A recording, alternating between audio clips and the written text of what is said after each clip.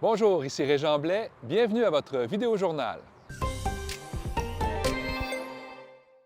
C'est une nouvelle assurément extrêmement importante pour la ville de Sherbrooke. La mairesse Évelyne Baudin qui vient tout juste d'annoncer qu'elle ne se représentera pas lors des prochaines élections municipales en novembre 2025.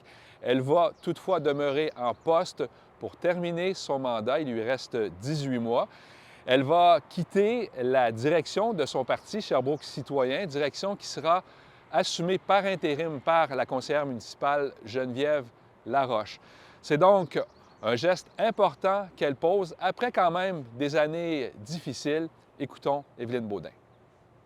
Dans les dernières années, je me suis investie à fonder un nouveau parti politique et à réformer en profondeur la gouvernance municipale. Apporter ces grands et nombreux changements a requis beaucoup d'énergie. Tout cela a exigé des débats, souvent amplifiés par notre contexte de gouvernement minoritaire, ce qui a laissé des marques.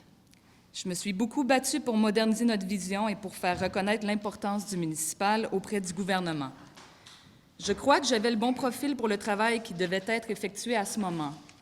Néanmoins, à la fin de ce mandat, il m'apparaît plus judicieux de laisser ma place à un nouveau maire ou à une nouvelle mairesse avec d'autres talents et une approche adaptée aux nouveaux besoins de la ville. Je ne me vois pas m'engager pour un autre 4 ans. D'ailleurs, on a annoncé qu'une course à la direction pour lui succéder sera organisée dans les prochains mois. Par ailleurs, l'Estrie est vraiment le centre d'attention aujourd'hui puisqu'une importante rencontre de Hells Angels a lieu à Saint-Denis de Brompton. C'est en quelque sorte une démonstration de force du groupe criminel. Il y aura donc au bas mot 500 motards, on parle bien sûr des Hells, mais aussi de sympathisants et de clubs-écoles affiliés. Écoutons un spécialiste qui nous parle de cette rencontre.